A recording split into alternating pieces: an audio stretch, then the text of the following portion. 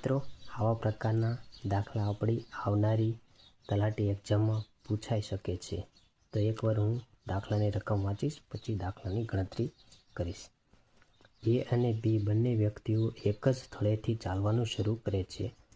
એ ઉત્તર તરફ ચાલવાનું શરૂ કરે છે અને 3 કિમી ચાલીને જમણી તરફ વળી અને 4 કિમી ચાલે છે.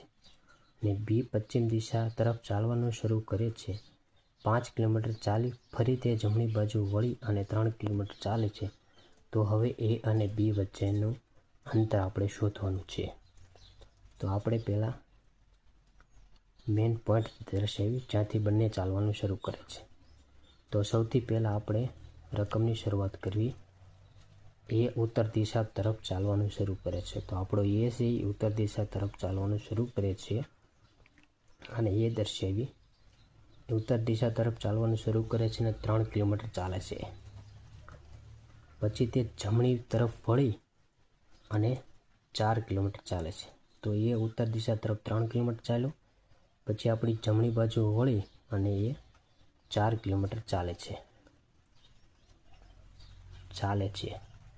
બી પશ્ચિમ દિશા તરફ. તો આપણો બી છે મેઇન પોઈન્ટથી પશ્ચિમ દિશા તરફ ચાલવાનું શરૂ કરે છે. તે 5 કિલોમીટર ચાલે છે. પશ્ચિમ દિશા તરફ 5 કિલોમીટર ચાલી ફરી જમણી બાજુ વળી અને 3 કિલોમીટર ચાલે છે. આપણે બી છે પશ્ચિમ દિશા તરફ 5 કિલોમીટર ચાલી જમણી બાજુ વળી અને 3 કિલોમીટર ચાલે છે. 3 કિલોમીટર ચાલે છે. તો આપણો આ બી છે. બાજુ વળી 3 કિલોમીટર ચાલે છે. તો આપણે એ અને બી વચ્ચેનું અંતર શોધવાનું છે. તો આપણો આ બી છે ને આપણો આ એ છે. આ બંનેનું વચ્ચેનું અંતર શોધવાનું છે. તો આ અંતર આપણું 4 થયું છે અને આ અંતર આપણું 5 થયું છે.